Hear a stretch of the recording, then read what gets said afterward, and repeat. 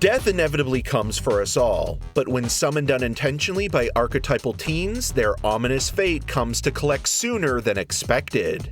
Frighteningly familiar to Final Destination, Flatliners, and It Follows in terms of morally contemplative plot mechanics, The Nun director Corin Hardy reaps Owen Edgerton's slight script without the grim reward.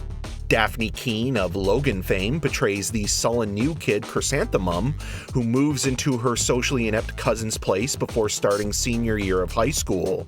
There's definitely something comforting about contemporary horror retrofitted with tried and true genre cliches, evoking video store nostalgia while laughably falling into paranormal parody. Promptly introducing the sacrificial cast of adolescent Breakfast Club characters earning detention from a cameoing Nick Frost allows for exposition on the clearly cursed inanimate object Keen's Chris finds in the former locker of burnt-up basketball player Horse. It's as though the ancient Aztec death whistle is waiting for the recovering drug addict mourning her father's tragic loss to arrive. What follows leaves nothing to the imagination. Hardy reheats predictable jump scares, squandering every terrifying tactic conjured up in the cold opening, except for one gruesome collision expertly executed in the most viscerally mean-spirited depiction possible.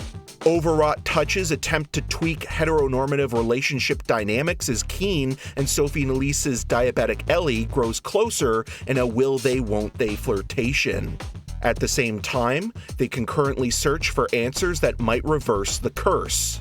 Arch performances from capable actors can't muster desirable chemistry, let alone personality, outside of Ellie forgetting her insulin kit post-injection, which might come in handy later on. Another key participant, a subversively silly drug-dealing youth pastor, cartoonishly played by the problematic Percy Hines White, represents hedged bets that the Hamilton-shot Canadian-Irish co-production can't pay off. Humor occasionally interjects as the supernatural force remains a startling reflection of personal conflict, creepily crawling around the frame.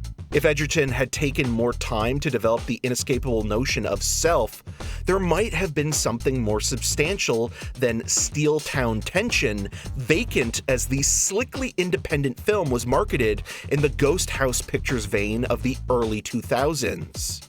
Maybe the biggest twist is that there is no accompanying popcorn bucket for promotional purposes.